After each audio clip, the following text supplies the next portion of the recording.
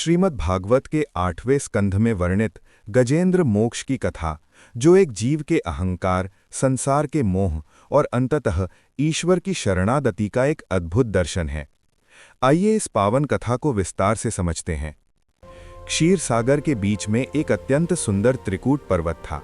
उसकी तलहटी में एक अत्यंत शक्तिशाली हाथियों का राजा रहता था, गजेंद्र, जिसके केवल गंध मात्र से शेर और व्याघ्र जैसे हिंसक जीव भी दूर भाग जाते थे।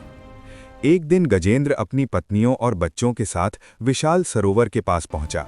वो अपनी शक्ति के अहंकार में चूर था और सरोवर के जल में खूब क्रीड़ा करने लगा। जब गजेंद्र अपनी पत्नियों को अपनी सूंड से जल छिड़क कर नहला रहा था, तभी अचानक एक बहुत बड़े और शक्तिशाली मगरमच्छ ने पानी के भीतर से उसका पैर पकड़ लिया। गजेंद्र और ग्राह के बीच भयानक युद्ध शुरू हुआ। ये युद्ध 1000 वर्षों तक चला। पानी के भीतर मगरमच्छ की शक्ति बढ़ती गई और गजेंद्र का बल धीरे धीरे क्षीण होने लगा।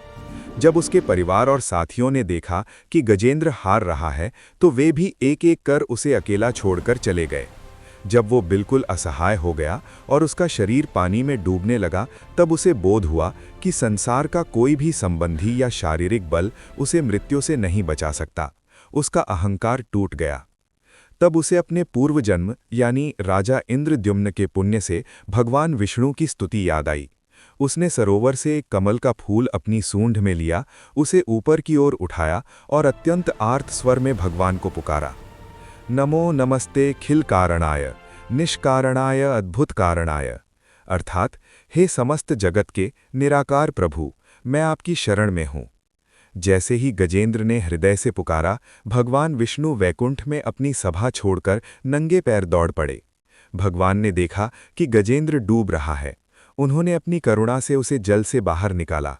भगवान ने अपने सुदर्शन चक्र से मगरमच्छ का मुख फाड़ दिया और गजेंद्र को उसके चंगुल से मुक्त किया।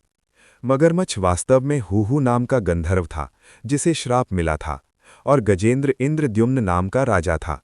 भगवान के स्पर्श से दोनों का उद्धार हो गया। इस कथा का गहना अर्थ: वास्तव में ये संसार गहरा सरोवर है। गजेंद्र, हम सभी जीव हैं जो अपने बल परिवार के मोह में डूबे हैं। मगरमच्छ, ये काल या मृत्यु है जिसने हमें पैरों से पकड़ रखा है। शिक्षा: जब तक हम अपनी शक्ति पर भरोसा करते हैं, भगवान प्रतीक्षा करते हैं। लेकिन जिस क्षण हम मान लेते हैं कि प्रभु अब मैं हार गया, केवल आप ही सहारा हो, उसी क्षण वे प्रकट हो जाते हैं। कथा पसंद आई तो लाइक करें, साथियों से साझा करें, चैनल सब्सक्राइब करें। फिर मिलते हैं किसी नई कथा में। श्री हरि।